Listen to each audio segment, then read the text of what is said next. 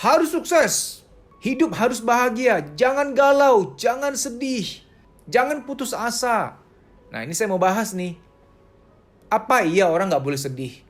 Sehingga kata jangan sedih itu sering dikumandangkan. Apa iya orang nggak boleh galau? Sehingga kata-kata jangan galau itu sering dikumandangkan. Bagi Anda yang sudah ikut saya dari 14 tahun lalu, awal-awal saya nulis buku pemulihan jiwa, jilid 1, sudah sampai jilid 7 tapi sudah nggak ada lagi semua buku itu. Karena itu buku-buku lama. Jilid 1 saja itu 14 tahun lalu loh. Bagi Anda yang sudah ikut saya dari lama banget belasan tahun lalu, tolong muncul di komen ya. Saya pengen tahu siapa-siapa aja. Saya terharu aja Anda ikut saya udah lama gitu loh. Muncul di komen ya. Tolong di kolom komen ketikkan nama kamu dan daerah, misalkan Yanti di Surabaya misalkan. Saya pengen tahu aja, pengen menyapa nanti di kolom komen. Karena terharu aja kamu ikut saya udah lama gitu loh. Bagi kamu pengikut-pengikut saya yang sudah lama belasan tahun lalu, saya mau tanya nih. Pernah nggak Deddy Susanto di buku pemulihan jiwa atau di Twitter atau di Instagram atau di seminar berkata jangan sedih, jangan galau? Pernah nggak? Anehnya, saya nggak pernah berkata jangan sedih, jangan galau di buku-buku pemulihan jiwa yang saya tulis, di Twitter, di Instagram, di YouTube, di training. Saya nggak pernah berkata kepada siapapun, baik di sosial media yang berupa quotes atau tatap muka.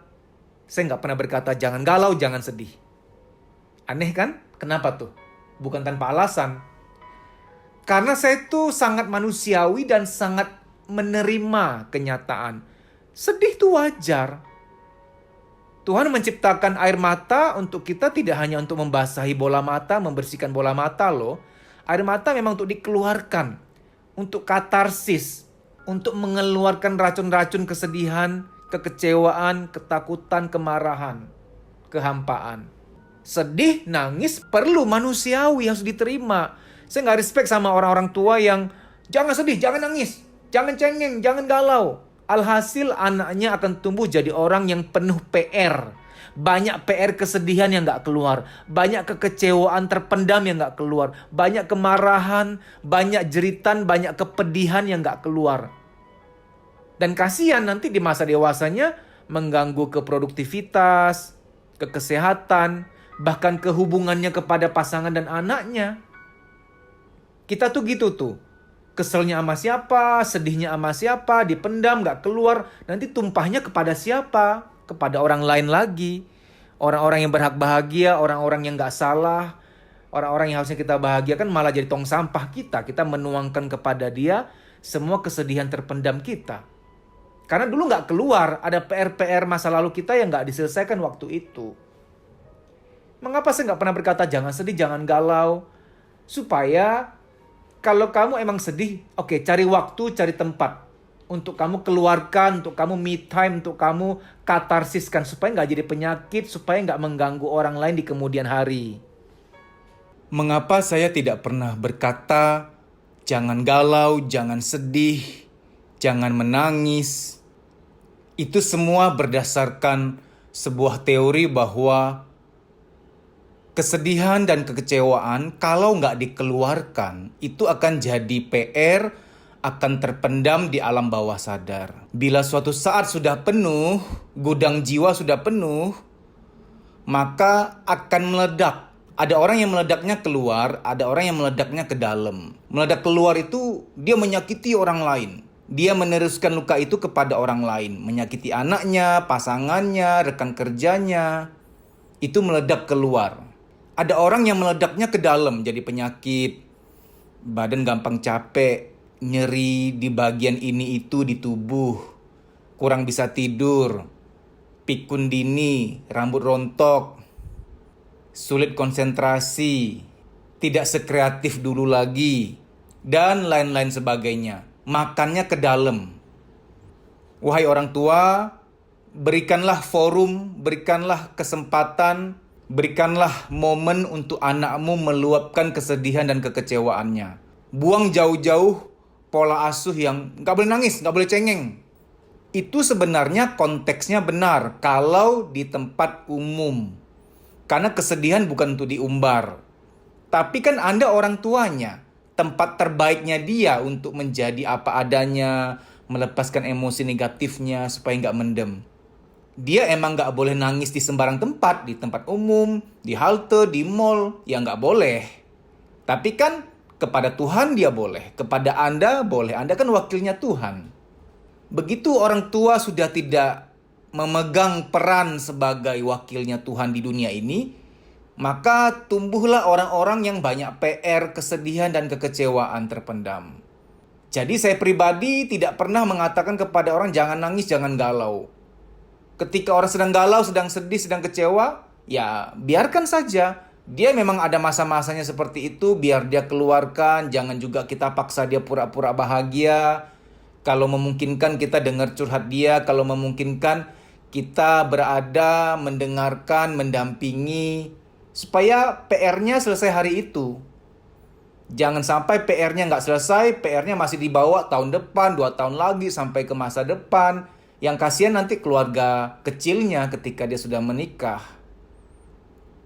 Maka di training kami, saya masukkan sesi-sesi, teknik-teknik, metode-metode yang akan mengulik kembali, yang akan memicu tombol-tombol, pintu-pintu di mana ada ruangan-ruangan yang masih menyimpan kesedihan dari masa lalu.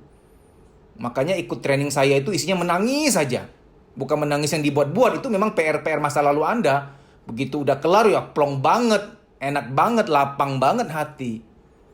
Orang yang sedang terbeban, banyak memendam rasa, banyak memendam kesedihan dan kekecewaan, dimotivasi nggak akan mempan. Ayo bangkit, ayo semangat.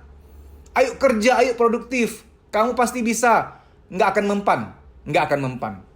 Karena dia menyimpan beban. Beban itu harus dicopot dulu, harus rontok dulu, baru dia akan ringan langkahnya. Sebenarnya ya, motivasi itu tidak perlu. Begitu orang sudah detox, sudah lapang hati, sudah lega, sudah plong, dengan sendirinya dia akan lari. Dia akan lari dengan kencang, dengan ringannya. Oke, jadi begini. Sedih itu boleh kok, galau itu boleh kok, nggak apa-apa. Menangis itu boleh, nggak apa-apa. Tetaplah menjadi manusia. Jangan berusaha menggeser diri kamu jadi gedebok pisang gitu loh. Kamu tuh manusia, saya tuh manusia. Di alam semesta ini ada gelap, ada terang. Ada wilayah yang berudara, ada wilayah yang hampa udara. Hampa nggak apa-apa. Berudara nggak apa-apa. Gelap nggak apa-apa. Terang nggak apa-apa. Bila kamu ingin hidup dengan merdeka, dengan tenang, dengan bahagia, mengertilah satu hal ini. Jangan menolak rasa sakit. Jangan menolak penderitaan. Semakin kamu tolak, semakin sakit rasanya. Contoh kita mau disuntik. Makin dipikirin, makin gak rela, makin gak ikhlas, makin takut, makin gak nyaman. Tapi begitu kita ikhlas, ya udah nerima, gak akan sesakit yang gimana-gimana. Karena yang bikin sakit tuh perasaan kita yang memperbesar itu. Hiperbolik, diperbesar rasa-rasa itu. Banyak masalah, banyak ujian sebenarnya gak seberat yang sekarang Anda rasakan. Kalau Anda cukup ikhlas dan menerima bahwa masalah, ujian, gak apa-apa. Semua orang sedang ujian kok. Rasanya gak akan berat banget gitu. Yang bikin Anda merasa berat adalah, kok gini sih hidupku? Aku gak mau. Kok ada masalah begini? Kok bisa begini? Aku gak terima. Makin berat, makin menderita rasanya. Jadi rasa tertekan, rasa sakit, rasa penderitaan yang engkau alami, kemungkinan ya 60-50%-nya kadarnya, bobotnya dari engkau buat-buat sendiri menjadi lebih besar. Padahal mungkin dia hanya seringan 40% dari sekarang. Harusnya. Padahal mungkin Anda tidak akan segalau ini. Galau tetap galau, tapi nggak galau banget karena ada penerimaan. Untuk dirimu sendiri atau untuk keluarga, untuk temanmu, tolonglah tetap jadi manusia.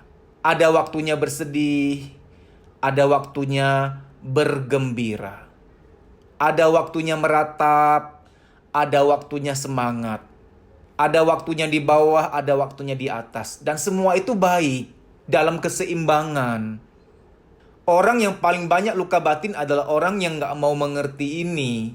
Yang selalu bertanya, kenapa sih aku gak mau mengalami ini, kenapa ini terjadi pada diriku. Dia adalah orang yang tanda petik paling menderita. Coba deh, agak buka sedikit pikiran kita. Memangnya yang punya masalah cuma kita doang. Cuma Anda doang nih yang punya masalah. Saya yang menuturkan ini nggak ada masalah. Orang-orang lain yang dengar video ini nggak bermasalah. Orang-orang di luar sana yang nggak tahu menau soal video ini, apakah mereka nggak ada masalah? Semua orang sedang ujian sekarang. Semua orang sedang bermasalah sekarang. Kalau Anda masih ngotot, ada kok yang nggak ada masalah, ada kok orang yang lebih beruntung dari aku, Mas. Oke, tolong cari satu aja. Satu aja, entah tetanggamu, sepupumu, siapamu. Cari satu saja yang lagi nggak ada masalah. Cari satu, tolong komentar di bawah. Mas, ada kok si A, sebut saja inisial.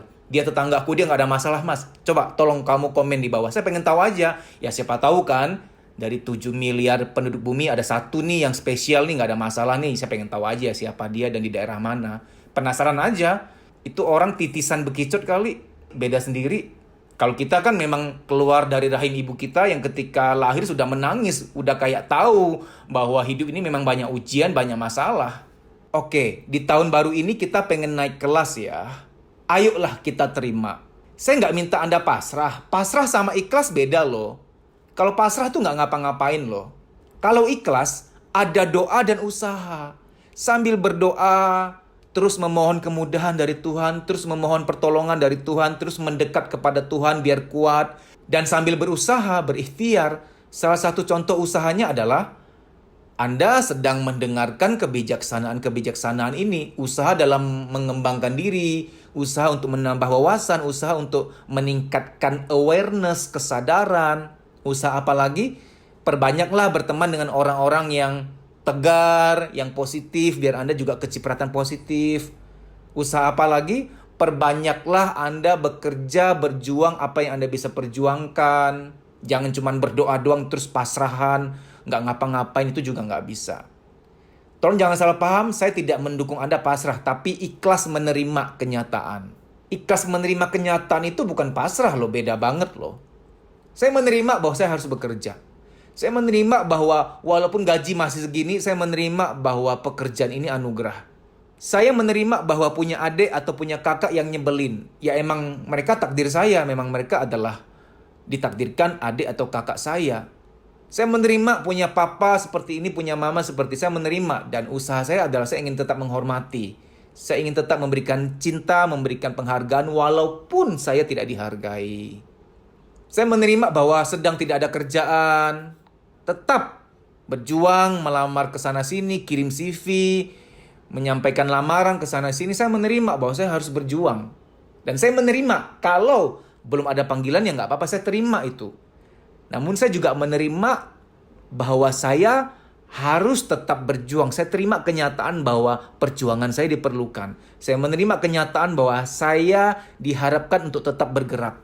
Semua kegelapan yang kamu alami, hal-hal nggak enak, hal-hal buruk yang kamu alami, itu adalah bagian dalam harmoni alam semesta. Tolong mengerti baik-baik ya, semoga kedewasaanmu bisa mencerna ini. Nggak gampang memang, karena mungkin Anda berkata, Mas Denny mah enak, aku ngalamin ini loh Mas. Emang itu ada baiknya apa dalam hal itu? Itu buruk banget Mas. Oke, saya berusaha empati, nggak gampang jadi kamu. Saya kalau jadi kamu pun belum tentu sekuat kamu. Kamu hebat, saya nggak akan menghakimi. Ujian kamu mungkin berbeda.